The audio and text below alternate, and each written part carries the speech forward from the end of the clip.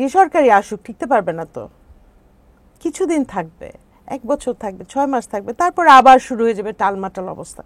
সেই জিনিসটা আমরা কেউ চাই না। কাজে আর বিএনপির দিকে আমি একটু একটা পরামর্শ দিতে চাই।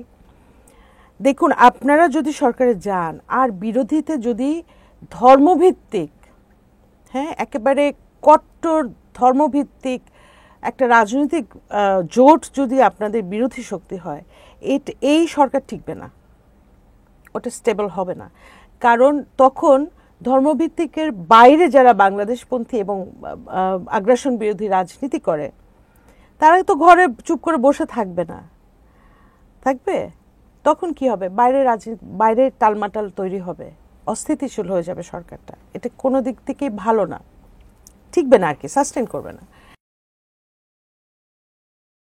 গোবিন্দ বর এশিয়ান ডেভেলপমেন্ট ব্যাংকের স্বপদে সুন্দরভাবে বহাল আছেন, ঠিক যেরকম আমাদের সচিবালয়ে শত শত ইন্ডিয়ান আওয়ামী লীগের দালাল দোসররা তাদের পদে বহাল আছে, গোবিন্দ বড় তাদের একজন।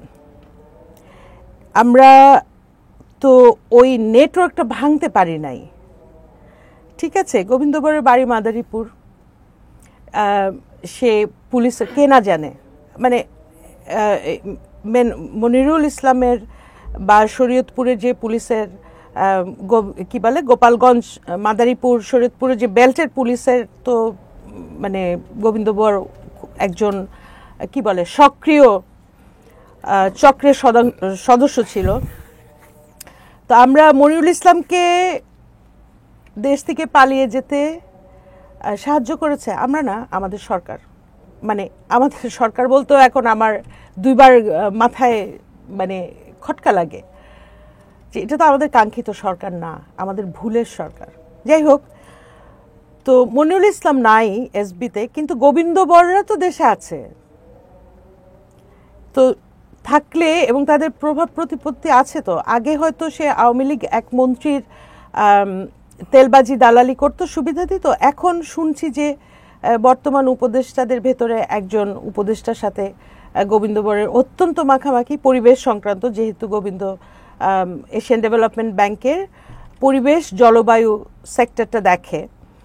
তো সেই সূত্র ধরে আমাদের একজন সংশ্লিষ্ট উপদেষ্টার সঙ্গে তার এখন অত্যন্ত মাখামাখি বা প্রভাব বিস্তার করেছে।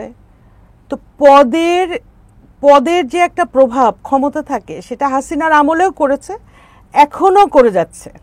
তো এইটা হচ্ছে বাস্তবতা। আমার পাসপোর্টটাও ব্লক করা আছে, কারণ হচ্ছে বলবে মামলার ওয়ারেন্ট। এখন মামলাটাই যে মিথ্যা, মামলাটাই যে হয়রানিমূলক, সেই মামলাটাই তো খারিজ হচ্ছে না।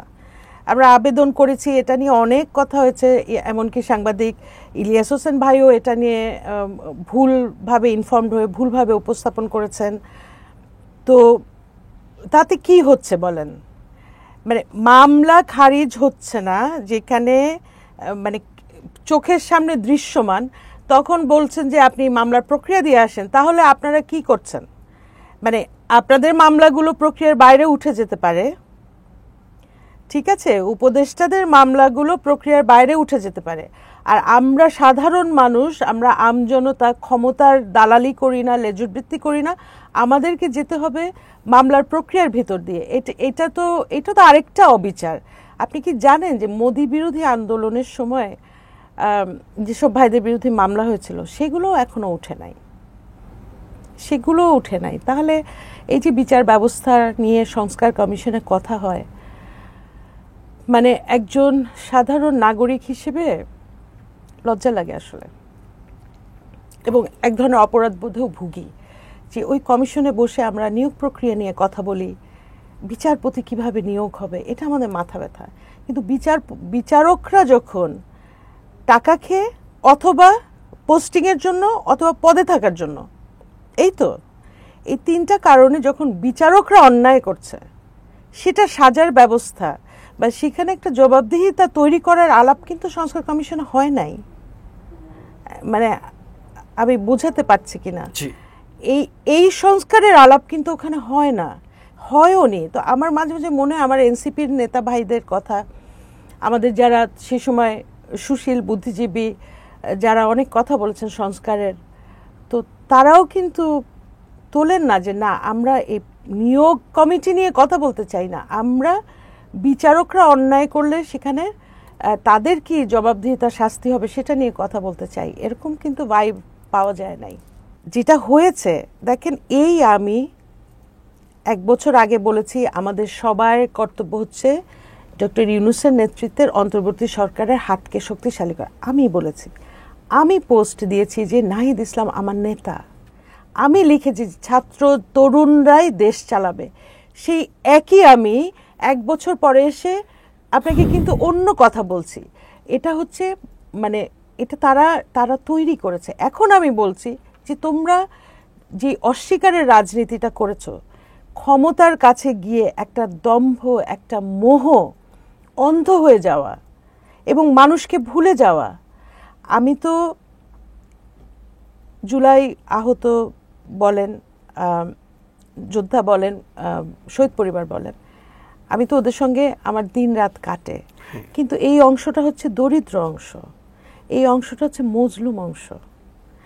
আর জুলাইয়ের আগে যাদেরকে আমি নেতৃত্বে দেখতে চাইতাম, সাপোর্ট করতাম, তারা এখন প্রাডোতে চলে, পাজেরোতে চলে, 5 স্টারে প্রোগ্রাম করে, হ্যাঁ, দামি দামি মানে পোশাক আশাক। তখন একজন মানুষ হিসেবে, একজন বিবেকবান মানুষ হিসেবে আমি তখন বলি যে আমার মতো অনেকেই আমরা আস্থা রেখে, বিশ্বাস রেখে ভুল করেছিলাম, তাহলে আমাদেরও দায়িত্ব আছে এটা রিপেয়ার করার। আমরা কি দোষী না? আমরাও দোষী। তাহলে আমরা যে সাধারণ রাজনীতিকর্মী বাদ দেন, সাধারণ মানুষ, মা, অভিভাবক, ভাই বোন হিসেবে যারা, আমাদের কিন্তু এখন সময় এসেছে একইভাবে আওয়াজ তোলার যে তোমরা যে বৈষম্যটা করেছো, তোমরা তোমাদের সহযোদ্ধা ভাইদেরকে অবজ্ঞা করছো, অস্বীকার করছো। আমি এমন অনেক জুলাই যোদ্ধাকে দেখি যার পায়ের, আপনি সোলের দিকে তাকালে দেখবেন যে সোলটা নাই, অর্ধেক সোল। একই সঙ্গে আমি দেখি যে রূপায়ণ টাওয়ারে কি হচ্ছে। ঠিক আছে, আমি তো মনে করি এখন একটা নতুন রাজনীতি আসবে।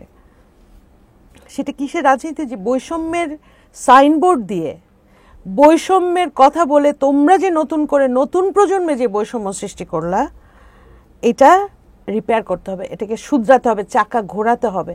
আমার তো ধারণা যে এরপরে মানুষ যমুনায় যাবে না, রূপায়ণ টাওয়ারের নিচে যাবে। আমি বুঝাতে পারছি?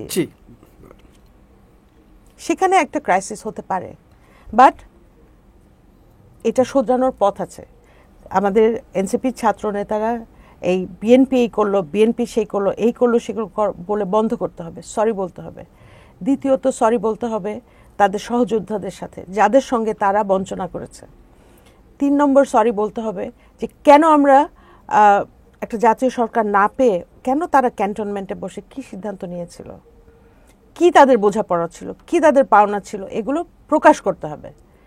করার পরে আমার ধারণা সাধারণ মানুষ তাদেরকে ক্ষমা করবে। তারপরে একটা আবার ঐক্যের জায়গা আসবে এবং ধর্মভিত্তিক রাজনীতির ক্ষেত্রে এই এনসিপির কি স্ট্যান্ড আসলে স্পষ্ট করতে হবে। যদি না করে তাহলে মানে কালকেই একজন আমাকে বলছিল যে আপা মানে সেও আহত যোদ্ধা এবং জানপ্রাণ দিয়ে আন্দোলন করেছে, এই শুধু জুলাইতে না, গত প্রায় 6 বছর ধরে করছে। সে বললো যে আমি যদি ভালো না থাকি, আমার ওই ছেলেটা বলছে, তাহলে রূপায়ণ টাওয়ারে কেউ ভালো থাকতে পারবে না। এই যে একটা কনফ্লিক্ট তৈরি হয়েছে, হ্যাঁ, তো আমার মনে হয় যে রূপায়ণ টাওয়ারের দিকে যাবে। কাজেই রূপায়ণ টাওয়ারের উচিত আরেকটা কনফ্লিক্টকে মানে অ্যাভয়েড করা, এখনই করা। আগামী সরকার এসে যে আবার গুম খুন করবে না তার নিশ্চয়তা কি? ভালো দিক থেকে বলবো যে চাইলেও করতে পারবে না আপাতত সামনের কয়েক বছর, কারণ একটা মানুষের প্রতিরোধের মুখে পড়বে। কিন্তু এটা হচ্ছে মন্দের ভালো। যেটা আসলে ভালো, বিএনপি, জামাত, এনসিপি এদের এখনই ঘোষণা করা উচিত। যেমন আমি তো মনে করি এই বড় রাজনৈতিক দলগুলোর বলা উচিত যে নতুন সাইবার সুরক্ষা আইনের ব্যাপারে ওনাদের সিদ্ধান্ত কি, বলছেন না। র্যাব থাকবে কি থাকবে না বলছেন না।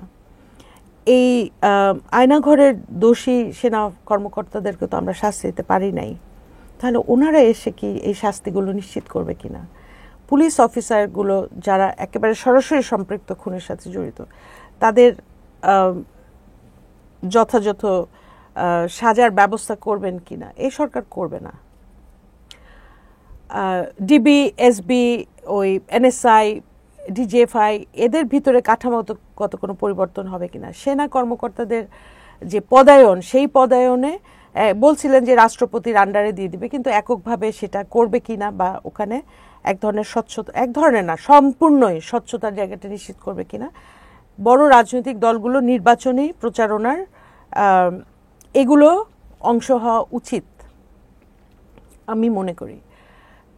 আর যদি এগুলো না করে যে সরকারই আসুক, টিকতে পারবে না তো। কিছুদিন থাকবে, 1 বছর থাকবে, 6 মাস থাকবে, তারপর আবার শুরু হয়ে যাবে টালমাটাল অবস্থা। সেই জিনিসটা আমরা কেউ চাই না। কাজে আর বিএনপির দিকে আমি একটা পরামর্শ দিতে চাই। দেখুন, আপনারা যদি সরকারে যান আর বিরোধীতে যদি ধর্মভিত্তিক, হ্যাঁ, একেবারে কট্টর ধর্মভিত্তিক একটা রাজনৈতিক জোট যদি আপনাদের বিরোধী শক্তি হয়, এই সরকার টিকবে না, ওটা স্টেবল হবে না। কারণ তখন ধর্মভিত্তিকের বাইরে যারা বাংলাদেশপন্থী এবং আগ্রাসন বিরোধী রাজনীতি করে, তারা তো ঘরে চুপ করে বসে থাকবে না, থাকবে। তখন কি হবে? বাইরে টালমাটাল তৈরি হবে, অস্থিতিশীল হয়ে যাবে সরকারটা। এটা কোনো দিক থেকেই ভালো না, টিকবে না আর কি, সাস্টেন করবে না।